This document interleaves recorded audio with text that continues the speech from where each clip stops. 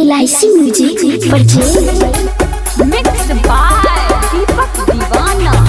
क्या को छोरा छोरा के छोरा के क्या को छोरा के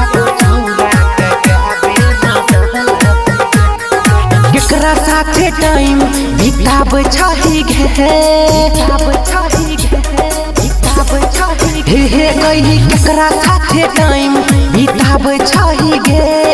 रोजे रोजे फोन पर बतियाब छही गे अपन चीज पर मोहर मारवैने छी गे अपन चीज पर मोहर मारवैने छी गे तुही उद्घाटन छौरी करवैने छी गे तुही उद्घाटन छौरी करवैने छी गे क्या गो छौरा के क्या गो छौरा के क्या बेर देने छी गे क्या गो छौरा के क्या बेर देने छी गे क्या गो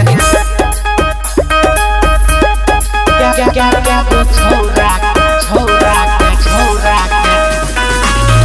क्या गो छौरा के क्या बेर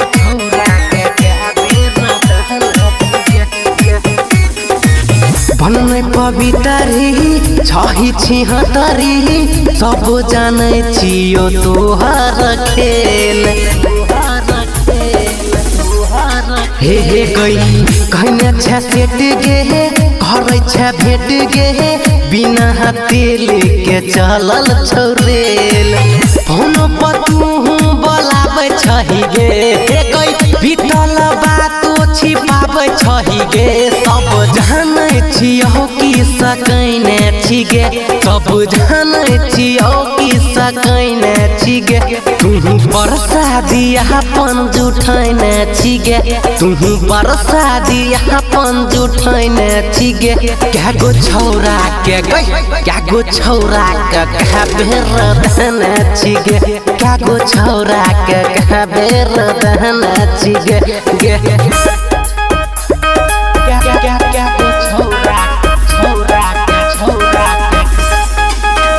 क्या गो छौरा के क्या बेर देने क्या बेर भेल छौ मिले लैल छौ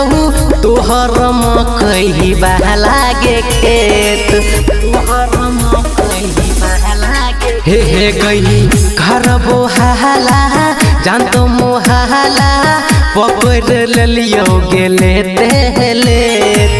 दीपक गुंजन छियो तोहर यार हे गई इहा से भेलही छौरी तोई बेकार राजू रंजन के साथ मजा लेने छी गे राजू रंजन के साथ मजा लेने छी गे तुही उद्घाटन छौरी करवैने छी गे तुही उद्घाटन छौरी करवैने छी गे क्या गो छौरा के क्या गो छौरा के क्या बेर देने छी गे क्या गो छौरा के क्या बेर साफ साफ बता गई छौरी। LIC music recording studio Triveniganj Supaul.